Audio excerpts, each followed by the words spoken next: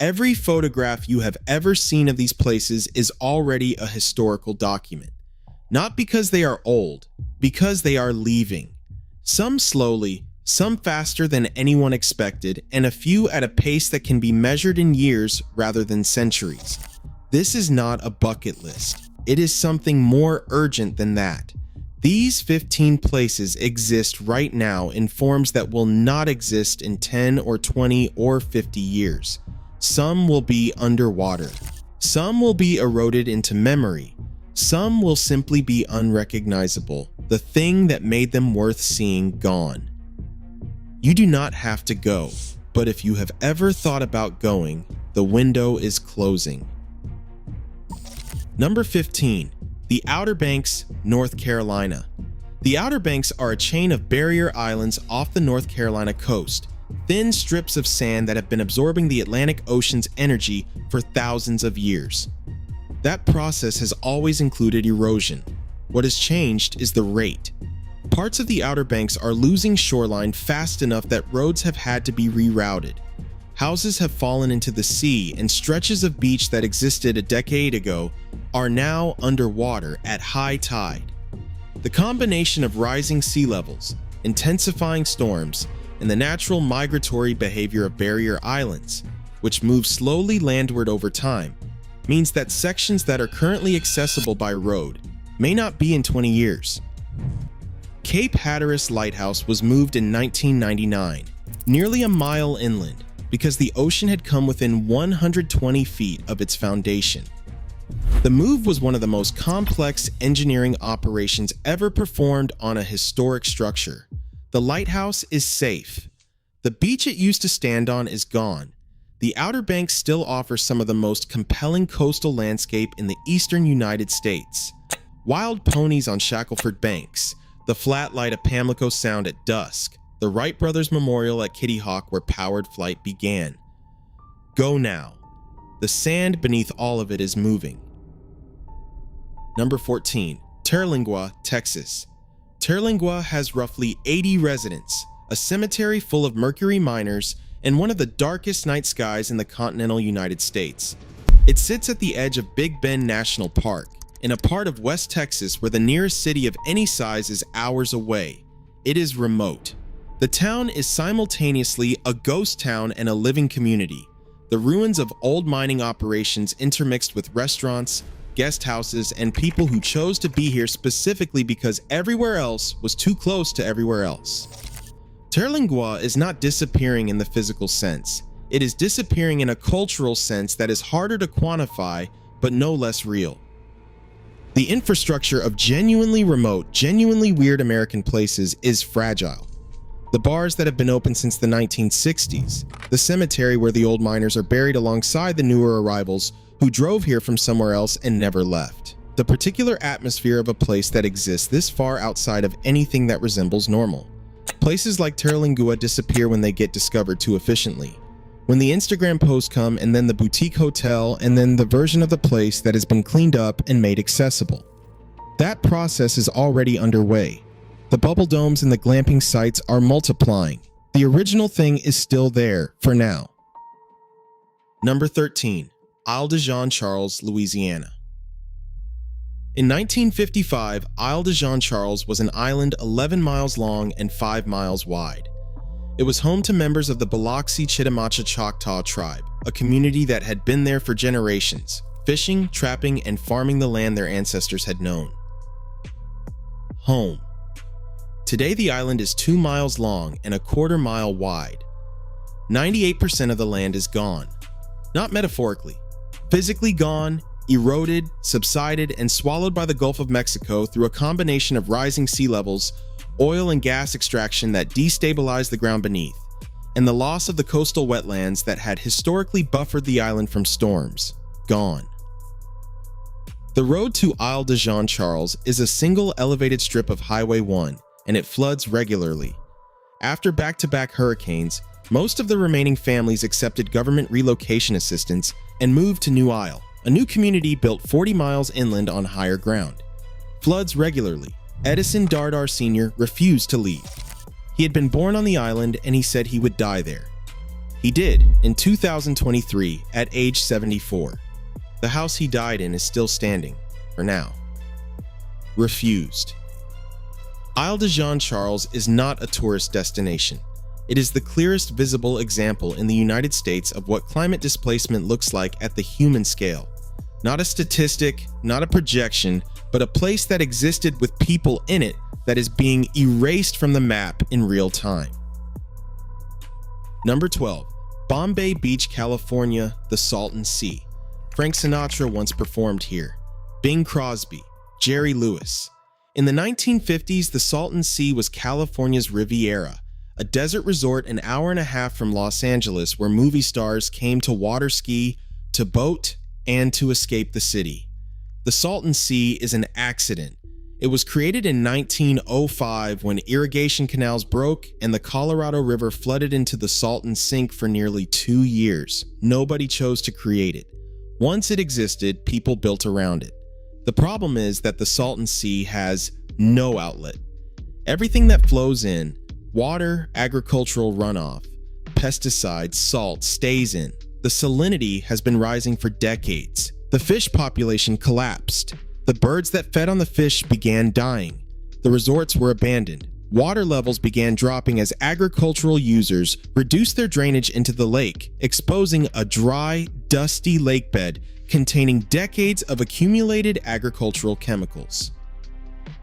Bombay Beach is what is left on the eastern shore, a community of a few hundred people living among the ruins of the resort era. Vintage trailers, rusting cars, a bar that has been operating continuously since nobody can quite remember when. Since 2016, there has been an annual art biennial that turns the ruins into an open-air exhibition, drawing artists from around the world to install work in abandoned lots and deteriorating buildings. The Salton Sea is shrinking. The exposed lakebed is becoming a dust bowl that blows toxic particulate across the Coachella Valley. What is there now? The ruins, the art, the strange community of people who chose this specific kind of nowhere will not be there in its current form for much longer. The place is in the middle of transforming into something else, and what it is transforming into is less inhabitable.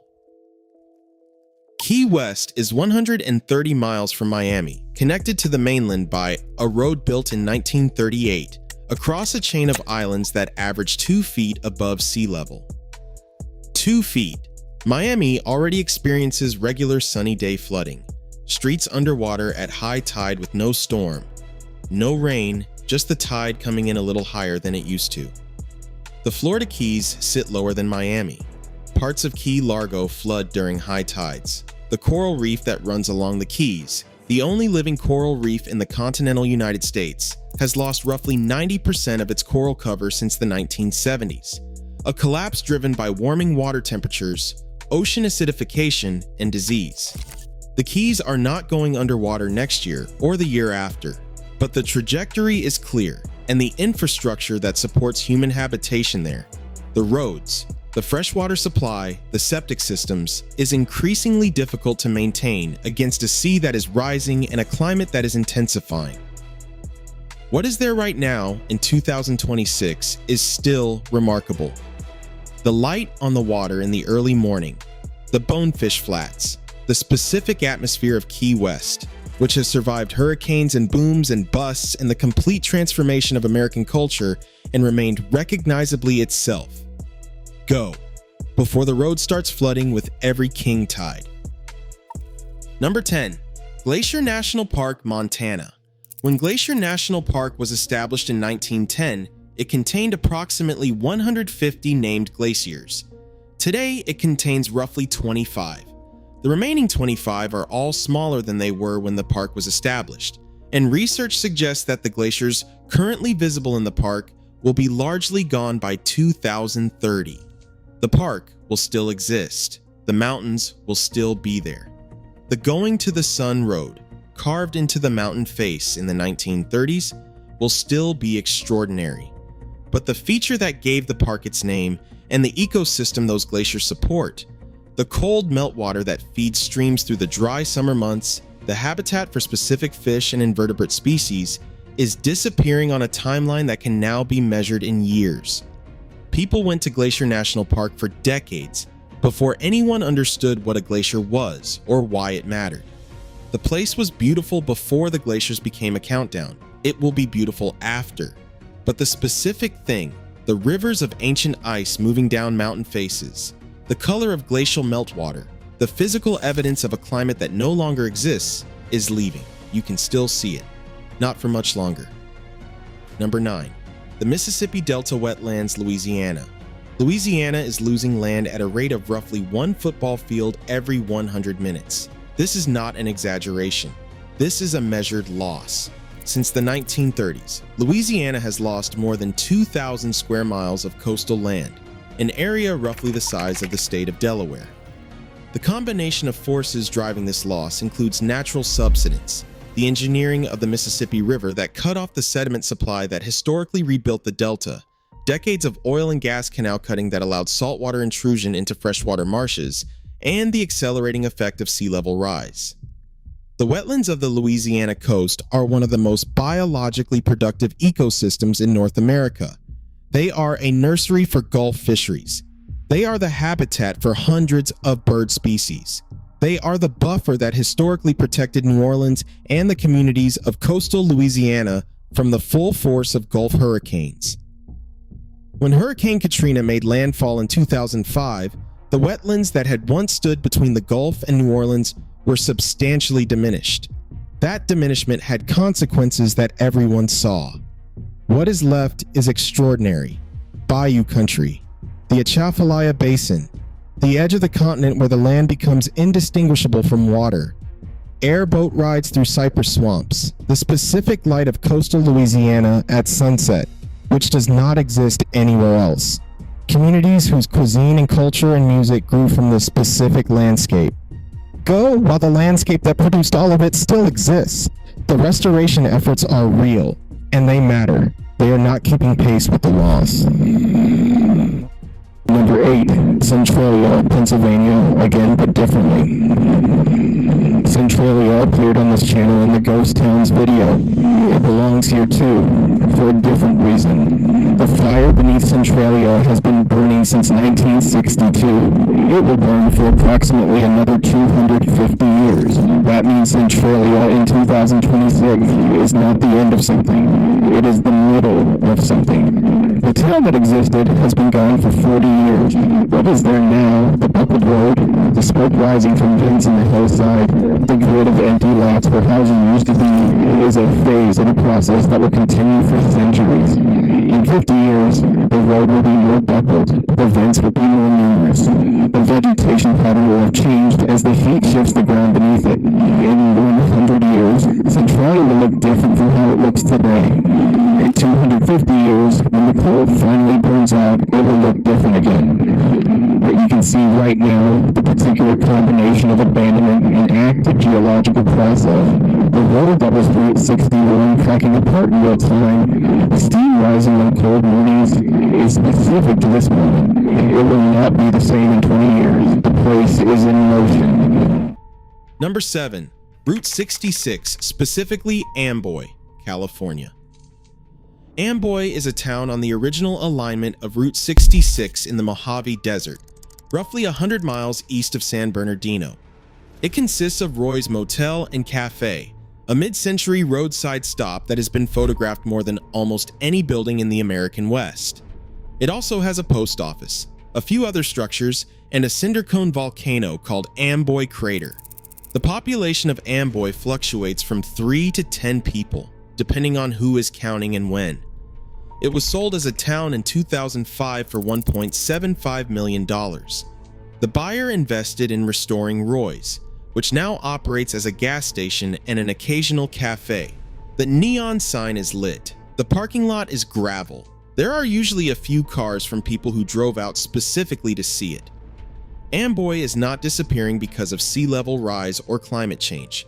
It is disappearing because the thing that made places like Amboy viable, the captive market of Route 66 travelers who had no choice but to stop for gas, is gone. What is left is held together by nostalgia and a specific kind of deliberate preservation that requires ongoing financial commitment. The motel rooms are not habitable. The cafe opens when it opens. The Amboy Crater hike is 3 miles round trip through Mojave heat that is genuinely dangerous in summer. The reward at the end is standing in the center of a volcanic crater in a landscape that looks like nothing else in California, and feeling, in a way that is difficult to explain, that you are somewhere the rest of the century has not yet reached. Number 6. The Chesapeake Bay Islands. There were once dozens of inhabited islands in the Chesapeake Bay. There are now very few, and the few that remain are shrinking. Tangier Island in Virginia has been losing land since measurements began. The island has lost roughly 2/3 of its landmass since 1850. Researchers predict the remaining inhabited portion of Tangier could be uninhabitable within 25 years, barring significant intervention. The Army Corps of Engineers has proposed jetties and breakwaters. Funding has been inconsistent. The island keeps shrinking. Smith Island, Maryland is in a similar situation. It is the last inhabited offshore island in the Chesapeake Bay that has been continuously occupied since the colonial era. The residents are watermen, families that have been there for generations, and they are watching their island diminish around them. These are not dramatic cliff edge collapses. They are erosion, gradual, quiet, relentless. The marshes at the island edges thin out and disappear. The shorelines retreat a few feet per year. The houses closest to the water become uninhabitable. The community gets smaller because the land gets smaller. Tangier Island has a distinctive dialect, a version of English that linguists believe preserves features of 17th century speech brought over by the original settlers. When the island goes, the dialect goes. The descendants of the original settlers will be on the mainland. The dialect will survive in recordings. Number 5. The Great Salt Lake in Utah.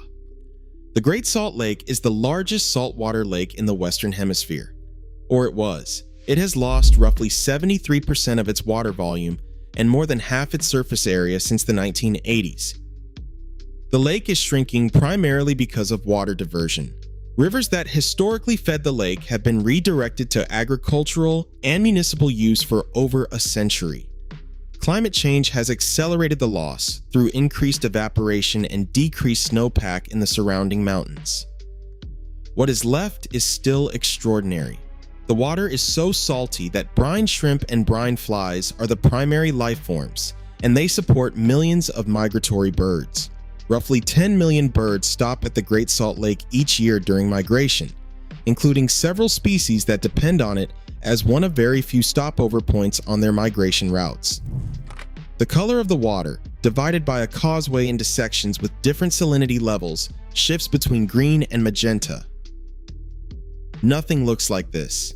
The exposed lake bed, called the playa, is increasingly becoming a source of arsenic-laden dust that blows into Salt Lake City.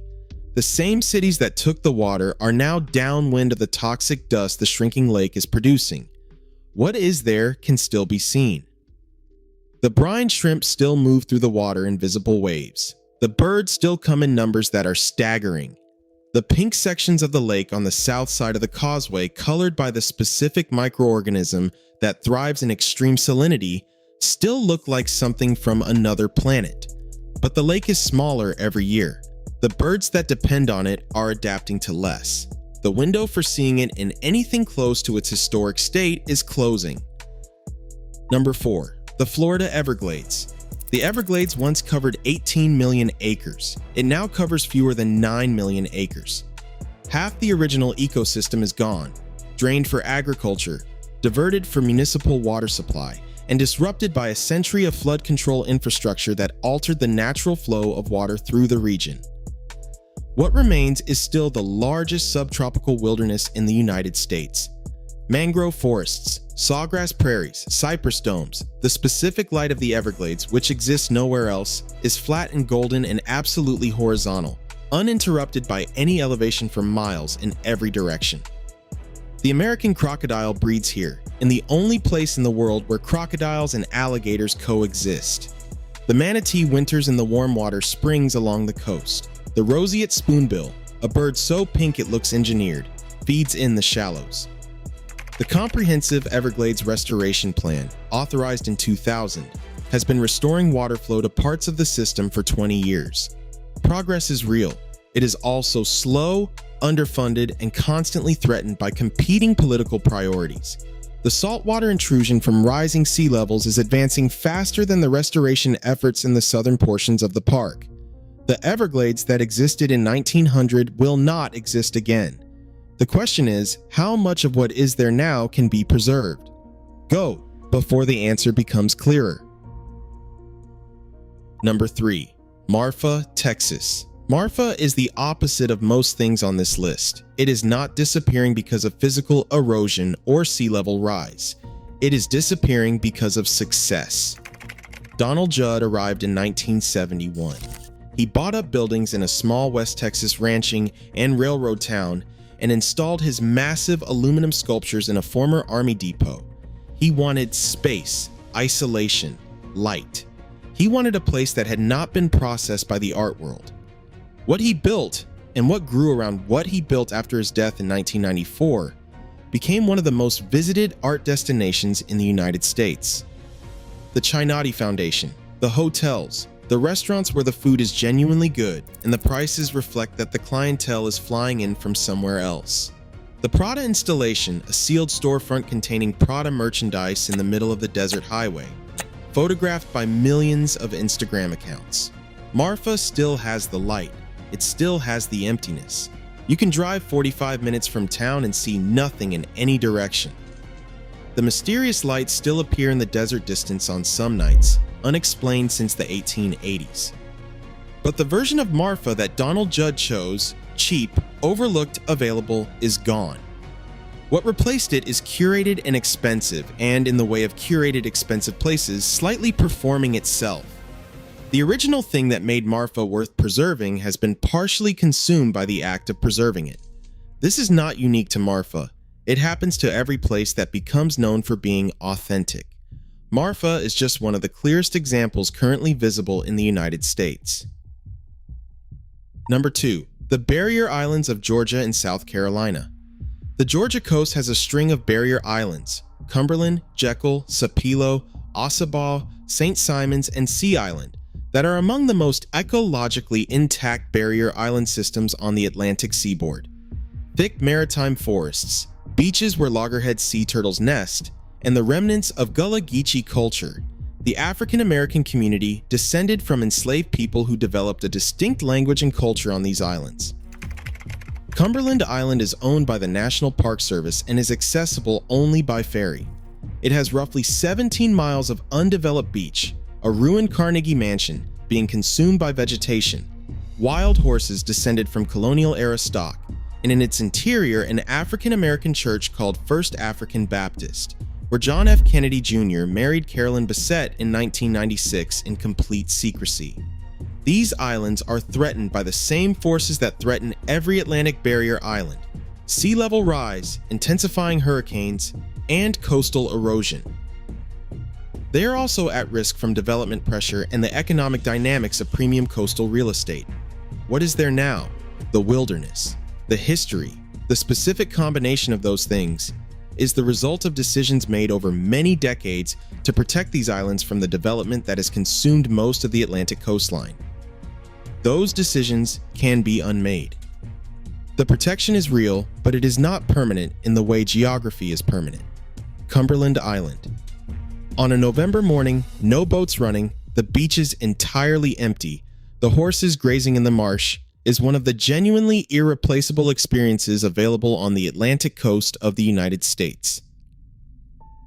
Number 1. New Orleans, Louisiana. New Orleans is below sea level.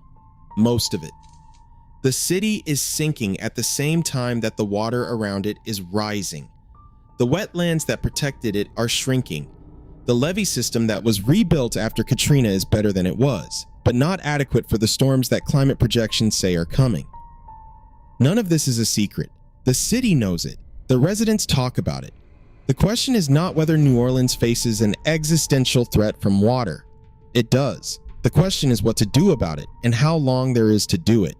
What New Orleans has right now in 2026 is irreplaceable, in a way that is difficult to overstate. The music is not a style that can be reproduced elsewhere. It grew from a specific combination of African, French, Spanish, Caribbean, and American influences that existed in this specific place and produced something that has never been replicated despite a century of attempts. The food is not fusion cuisine in the modern sense. It is the result of the same convergence of cultures producing something that cannot be made correctly anywhere that is not New Orleans. The architecture, the neighborhoods. Esplanade Avenue at 7 in the morning with the live oaks overhead and the light filtering through. The French Quarter in the rain. The Trammy on a Sunday afternoon when a second line parade is moving through. The particular sound of a brass band from 3 blocks away getting louder. Everything on this list is worth seeing. Most of the items on this list are things you can see elsewhere in some form. A barrier island is a barrier island. A glacier is a glacier. The specific ecology of the Everglades exists nowhere else, but the general experience of wilderness does. New Orleans has no substitute. What it is, culturally and musically and gastronomically, exists nowhere else on Earth. And it exists in a city that is increasingly vulnerable to the water that has always surrounded it. Go before the water gets there, but also go because what is there right now is the thing itself, not a version of it, not a reconstruction, not a carefully preserved artifact, the real thing, while it still exists.